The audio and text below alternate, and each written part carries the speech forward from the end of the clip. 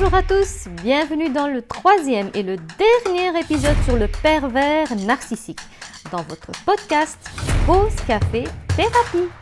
Le temps d'une pause café, nous allons explorer ce sujet délicat mais très instructif sur ce prédateur dont les comportements sont toxiques et dévastateurs sur la santé mentale de ses victimes. Préparez-vous pour une gorgée de développement personnel et laissez-vous guider dans ce sujet captivant. Alors, dans cette troisième partie, on va voir quel est le processus de manipulation du pervers narcissique. Quelles sont les phases qu'il va utiliser et à quel moment les victimes se réveillent et prennent conscience de ce qui leur arrive vraiment. Alors, la première phase, ça va être la phase de l'idéalisation. C'est quand le pervers narcissique utilise différentes techniques de manipulation pour piéger sa victime. Alors, il commence par repérer ses faiblesses en écoutant sa victime très attentivement pour utiliser chaque élément contre elle. Tout ce que vous direz sera retenu contre vous. C'est pour ça que je n'arrête pas de dire que quand vous rencontrez quelqu'un, vous ne savez pas qui il est ou qui elle est, ne racontez pas votre vie parce que ça peut très mal se terminer. Ensuite, il va idéaliser sa victime tout en étant conscient de ses faiblesses et de son manque d'estime de soi. Et il lui fera des compliments sur son physique, par exemple, et répétera inlassablement à quel point la victime est une bonne personne. Donc, au début, c'est vraiment cette phase de lune de miel, où il va tellement mettre sur un pédestal sa victime qu'elle va y voir que du feu. Pour finir, il lui a vendu du rêve. Il continuera ainsi jusqu'à obtenir la confiance totale de sa victime. Et là, la phase de lune de miel est terminée. Il va passer la seconde. La deuxième phase va être la phase de destruction. Alors, une fois cette confiance acquise, il commencera lentement la destruction de sa victime. Difficile pour la victime de comprendre tout de suite ce qui lui arrive. Le pervers narcissique peut débuter avec des critiques sur la personnalité ou le physique de sa victime.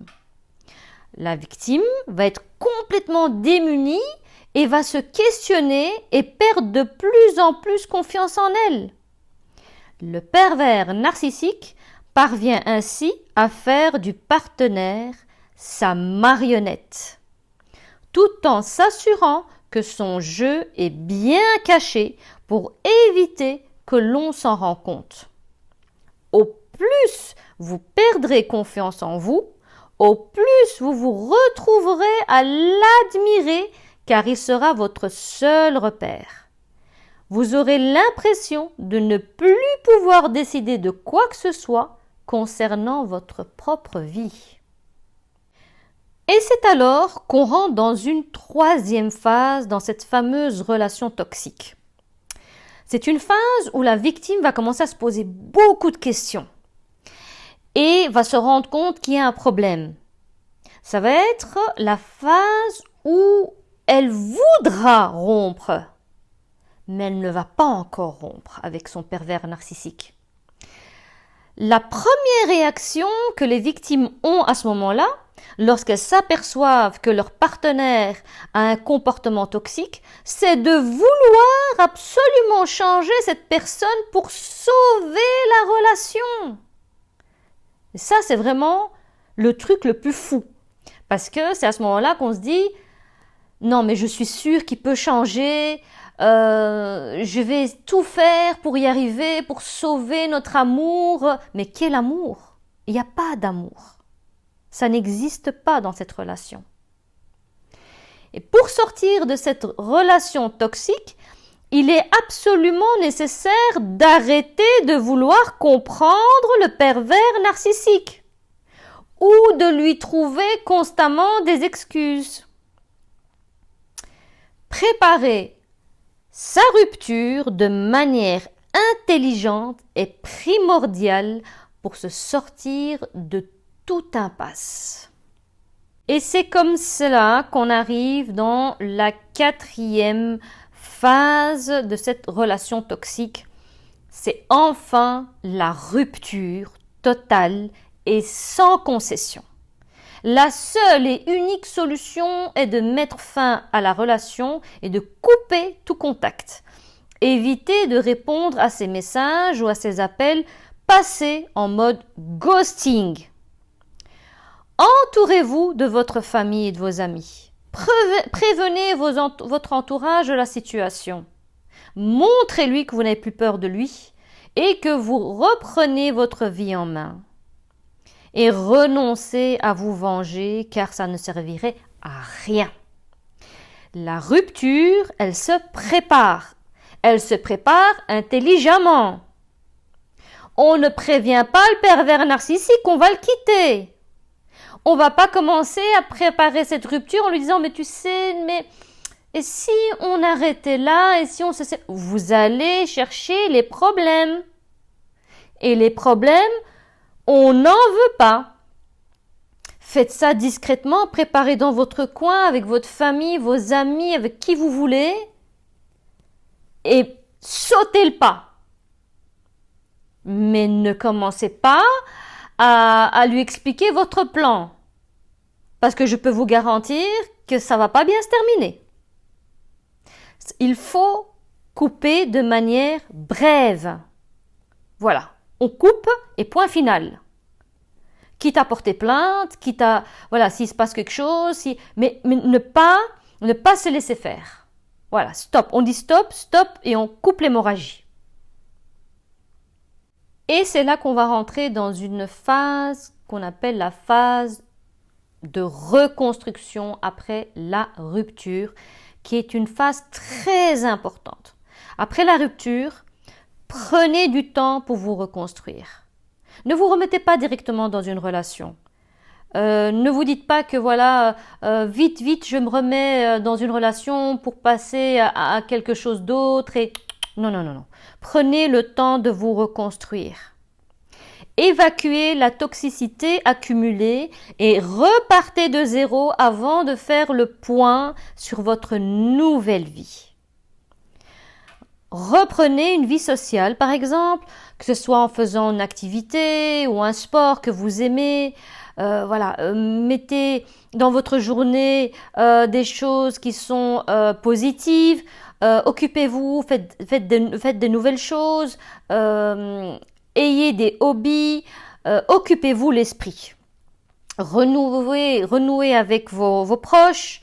Vos amis dont cette relation toxique aurait pu vous isoler, entourez-vous un maximum avec des personnes positives. Passez du temps auprès de votre entourage qui, par sa bienveillance et son soutien, vous permettra de retrouver rapidement une meilleure estime de vous. Si vous vous sentez déprimé, dépassé, ou que vous n'arrivez pas à surmonter cette séparation, n'hésitez pas à rechercher un psychanalyste afin de vous reconstruire pas à pas. Faites-vous aider avec une thérapie. La personne qui sort de l'emprise ressent un profond malaise, voire une panique et va se demander comment elle va faire pour survivre dans ce monde sans son PN. Donc c'est tout à fait normal. Vous avez été endoctriné et c'est comme si cette relation que vous avez vécue ressemble à une dépendance, à une drogue. La victime confond amour et dépendance affective. L'emprise se construit par des doses régulières de plaisir intense offertes par le pervers narcissique. Et c'est ça qui va vous déstabiliser. Malgré les comportements destructeurs, la victime devient aveugle à cause de ces moments intenses. Ces moments de plaisir sont suivis de violence, créant un conditionnement. La prise de conscience libère la victime, mais elle doit encore sortir de l'état de survie laissé par l'agresseur, marqué par un stress post-traumatique et de l'auto-dévalorisation qu'elle a subie. Et ça, c'est une phase qui est très compliquée parce que beaucoup de victimes retournent vers leur bourreau. Et c'est là où il faut être vraiment fort, très fort, et bien s'entourer. C'est pour ça que j'ai une thérapie, ça peut vraiment vous aider. Pour ne pas retourner vers cette personne qui va, si vous retournez vers elle, vous détruire complètement. Revivre consiste à renouer avec soi, son corps, ses émotions et la nature, pourquoi pas. Cela peut comprendre des promenades en plein air, la respiration de l'air frais et le contact avec la terre. Faites de nouvelles choses, des choses que vous n'avez pas fait auparavant. Sortez de votre zone de confort. Ayez un contact avec la nature, ça va vous aider vraiment. Il est essentiel de se reconnecter avec son enfant intérieur, ses amis bienveillants et de s'engager dans des activités créatives. Des activités comme écouter de la musique, se faire masser, ça aussi c'est important. Le fait d'avoir cette connexion avec la méditation, le moment où il y a une musique, on se lâche, on lâche prise complètement. Tout ça, c'est vraiment reprendre contact avec son corps. Pourquoi pas aller nager, se bouger, danser ou juste méditer. Tout cela peut vous apporter du confort et restaurer la sécurité intérieure. Accepter ces sensations et émotions aide à faire place à du positif. Accueillir cette expérience avec bienveillance et compassion aide à retrouver son identité.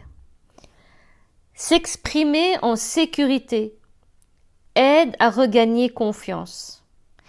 La colère exprimée dans un cadre sécurisé, par exemple lors d'une thérapie, est une énergie nécessaire pour restaurer la confiance perdue suite à diverses violences subies. Pour avancer après la violence narcissique, il est essentiel de reconstruire ses valeurs. Identifier et remplacer les croyances négatives par des positives est crucial dans ce processus. Les besoins à nourrir comprennent le respect, la bienveillance, l'amour-propre, la liberté, l'autoréalisation, l'estime de soi et bien d'autres choses. En écoutant ces besoins quotidiennement, on peut retrouver la joie de vivre. Tout ce que je vous souhaite si vous êtes en contact encore avec un pervers narcissique, c'est de prendre conscience de ce qui vous arrive déjà et de vous donner cette force afin de sortir de cette relation. Car oui, vous avez le droit de vivre cette nouvelle vie qui vous attend. N'attendez pas que ça soit trop tard. N'hésitez pas à en parler à quelqu'un. N'hésitez pas à en parler à plusieurs personnes. N'hésitez surtout pas à reprendre contact avec votre famille si vous avez perdu ce contact. N'hésitez pas. quelqu'un vous tendra la main, quelqu'un vous aidera, quelqu'un vous écoutera. Je souhaite vraiment à toutes les personnes, qu'elles soient encore dans cette relation ou qu'elles ne soient plus en relation, c'est de trouver le bonheur et surtout de se pardonner et de reprendre confiance. Car oui, vous êtes une nouvelle personne à partir du moment où cette relation est terminée. Et cette nouvelle personne en vaut la peine. Voilà, cet épisode est terminé.